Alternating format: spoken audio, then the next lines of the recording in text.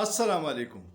نن مې یو ریپورت کتو نو ډیر ورته حیران شوم چې په دریو میاشتو کې د 1 مئی نه د 31 جولای پورې خیبر پښتونخوا ته 9.3 میلیون ټورست راغلي. 9.3 میلیون مطلب 93 لاک خلک په چکر راغلي د نورو صوبونه، دا سوات ته، کمراټ ته، ناران ته، دې ټولو علاقو ته، بابو سرټاپ دې پورې دا خلک ګرځي، ابټاباد، شوګران.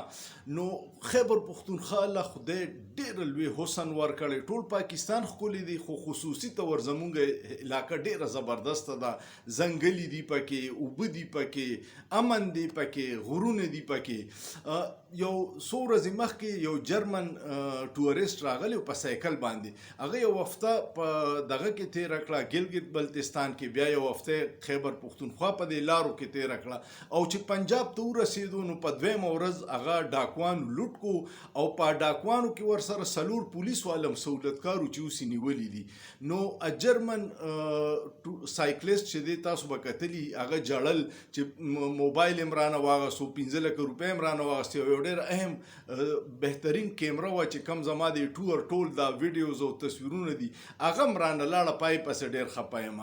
نو ما سوچ کو چې زموږ ریاست خو وایي چې خیبر پښتونخوا کې دهشتګردي ده، امن نشته، نو دلته اپریشن کوو. نو 93 لاک خلک خو دلته راله او ډېر محفوظ لاړل، او یو سړی پنجاب ته درغی نو ډاکوانو لوټ کو. نو په پنجاب کې اپریشن نه کوي او زمونږ په خیبر پښتونخوا کې کوي.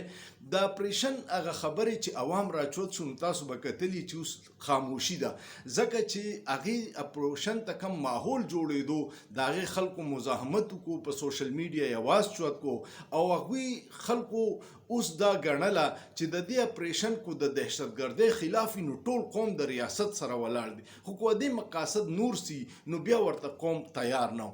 نو ما وی چې درته ووایم چې 93 لاک خلک په 3 میاشتو کې خیبر پښتونخوا ته د نورو صوبونو راغلي او ډېر پوره منې وخت تېر کړی او ښه خوشحاله تللي دي. نو آیا دلته اپریشن پکار دی کو نه دی پکار؟ او یو جرمن سایکلیست تللی او هغه هم تاسو نه محفوظ نه شو، نو اپریشن خو د پنجاب کې پکار دی، په سند کې پکار دی چې کچې ډاکویانو په سونو کسان اغوا کړي او د ریاست سره علاج نشته. ستاسو څه خیال دی؟ کمنټ پیو کې چې تاسو په دې سیزن کې کم خواته چکر لګولی او تاسو له څومره مزه درکړی، او سوچ پیو کې په سوچ کې څه ګناه نشته.